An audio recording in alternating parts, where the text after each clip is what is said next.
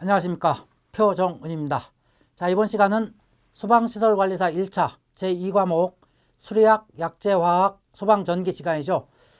자, 이 교시는 과목도 세 과목으로 나눠 있고 그 과목도 쉬운 과목이 아닌 우리가 기사할 때 가장 어려워했던 유체역학과 소방전기가 포함되어 있는 과목입니다. 그러다 보니까 시간도 오래 걸릴 뿐더러 여러분들이 상당히 어려워하시는 과목 중에 하나인데요.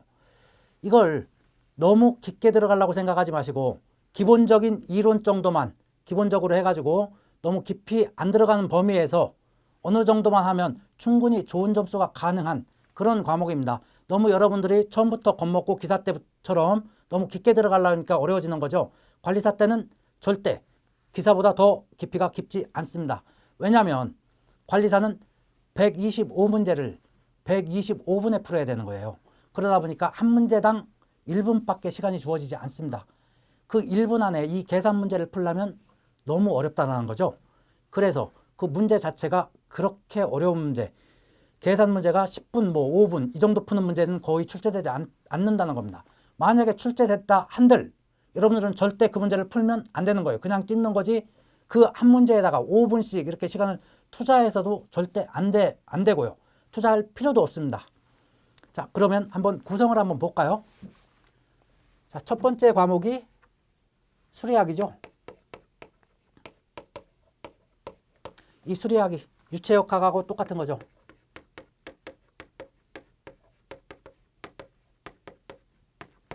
금방 말씀드렸듯이 기사 때보다 레벨이 더 낮으면 낮았지 깊지가 않습니다. 이게 2차에 가가지고 2차에서 어려운 게 나올지는 모르겠지만 1차에서는 깊이 길게 계산하는 문제는 별로 없다라는 거죠. 있다고 해도 풀면 안 되는 거고요. 자, 여기 우리가 수리학을 하기 위해서 필요한 것은 단위가 필요하죠. 단위 한 10개 정도 암기를 해야 되겠죠. 그래서 단위 환산을 자유제재로 할 수가 있어야 됩니다. 그거 하기까지 여러분들이 좀 노력이 필요하죠. 연습도 많이 필요하고요. 그리고 지금 우리가 쓰고 있는 SI 단위 그런 것들 다 정립을 확실히 해놔야 될 그럴 필요가 있습니다. 그리고 두 번째가 공식을 암기해야 되죠.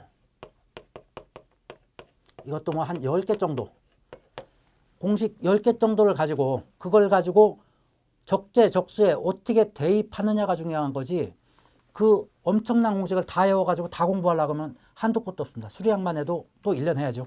그렇게 공부할 필요가 없다는 거죠. 우리가 이건 2개월 안에 어떻게 방법을 다 완전히 마스터 해야 되니까요. 그래서 공식 한 10개 정도 가지고 그거를 이제 이론을 하고 이론한 다음에 기출문제나 예상문제를 풀이를 해가면서 어떻게 적용할 것인지 많이 연습을 함으로 인해 가지고 좋은 성적을 충분히 낼 수 있다는 겁니다. 두 번째 약재화학인데요.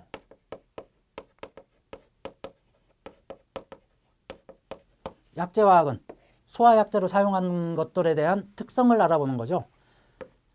수계 소화약재가 있고 가스계 소화약재가 있죠. 수계에는 물하고 포 뭐 이런 게 있고요.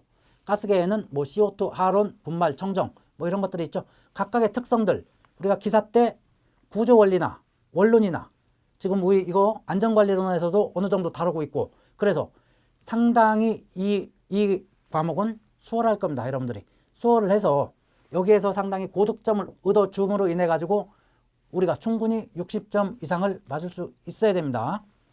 그리고 세 번째가 소방전기인데요. 소방전기는 우리 전기기사에서 보면 회로이론 파트 대부분 회로이론 파트가 차지를 하고요. 거의 한 80%, 80, 90% 그리고 자동제어 쪽에서 제어공학 조금 나오죠. 그 밖에 이제 전기기기나 뭐 전력 이런 데서 조금씩 나올 뿐이고 법규 쬐끔 뭐 이런 겁니다. 대부분 회로이론인데요. 그 회로이론 부분을 이 부분만 우리가 다시 공부하자게 해도 또 이것도 세월없습니다. 이것도 일려내야 되는 거예요. 그렇게 할 수는 없죠. 다 할 수는 없습니다. 중점적으로 우리가 이 회로이론 부분에서 할 부분은 직류회로만 우리가 명확하게 이해를 하고 있으면 그 뒤에 있는 교류회로 같은 거, 교류회로나 뭐 전개, 자개 뭐 이런 쪽 그런 쪽은 기본 공식만 몇 개 암기를 하고 거기에서 안 맞으면 어쩔 수 없이 틀리는 걸로 하고요. 자, 이 부분 직류회로 쪽에서는 충분히 이해를 바탕으로 문제가 나오는 문제들 풀 수 있어야 되고, 그리고 말 문제들 충분히 맞춰야 되겠죠. 많이 맞출 수가 있어야 됩니다. 그러려면 지금 일단 1교시, 2교시, 3교시가 이렇게 구성이 되는데요. 그럼 1교시가 몇 문제 정도 나오느냐? 얘가 약 9문제 정도가 나옵니다. 뭐 그때그때 조금씩 틀리지만 약재화학이 한 7문제 정도, 그리고 소방전기가 얘도 약 9문제 이렇게 나온다는 거죠. 비중이 이래요. 그럼 25개가 되겠죠. 25개를 25분에 풀어야 되는 거죠. 25분에 각 한 개당 1분씩. 그 문제가 상당히 이 시간 안에 풀기가 상당히 어렵습니다. 그래서 전체적으로 그 했을 때도, 전체적으로 시험을 125문제 풀 때도 여러분들 풀어보면 아시겠지만 시간이 상당히 모질랍니다. 모질라기 때문에 시간 배분이 상당히 중요한데요. 이 2교시는 여러분들이 시험장에 가서 시험을 볼 때 어떤 식으로든 제일 마지막에 보는 걸로 해주세요. 제일 마지막에 시험을 볼 때 다른 과목들, 암기 과목들 이런 과목들 먼저 풀고, 얘네들을 쉬운 문제들 먼저 쭉 풀고, 나중에 안 풀리는 문제들은 다 일단 제껴놓고 나중에 시간이 나오면 풀고, 그렇지 않으면 다 찍는 거예요. 얘네를 먼저 풀다가 시간 배분을 잘못하면 여러분들 뒤에 가서 상당히 어려울 수가 있습니다. 그리고 OMR 카드도 뭐 사람마다 조금씩 틀리지만 마킹하는데도 시간이 상당히 오래 걸려요. 그렇기 때문에 한 과목 풀고 한번 마킹하고 또 한 과목 풀고 마킹하고 이런 식으로 하는 게 가장 좋을 겁니다. 다 풀고 난 다음에 한꺼번에 마킹하려면 마킹하다 한번 틀리면 그것도 다시 바꿔야 되고 상당히 어려워요. 그러다 보니까 시간 배분할 수 있는 방법들을 여러분들이 여러 가지 방법으로 생각을 한번 해보셔야 돼요. 수리학 같은 경우에 자, 이 단위 10개, 뭐 공식 암기 10개 해가지고 문제 푸는 방법들 이걸 연습을 하면 충분히 여기에서 몇 문제 반타작은 할 수가 있습니다. 5문제 정도를 충분히 맞을 수가 있어요.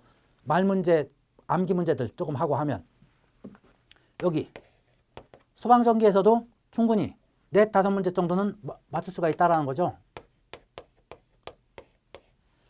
반 정도는 충분히 맞출 수가 있습니다. 조금만 공부해서 기본만 하라는 거예요. 너무 깊게 들어가면 여러분들 너무 힘들어집니다. 절대 깊게 안 들어간 상태에서도 이 4, 5문제를 풀어보면, 기출문제를 풀어보면 알겠지만 맞출 수 있다라는 거예요.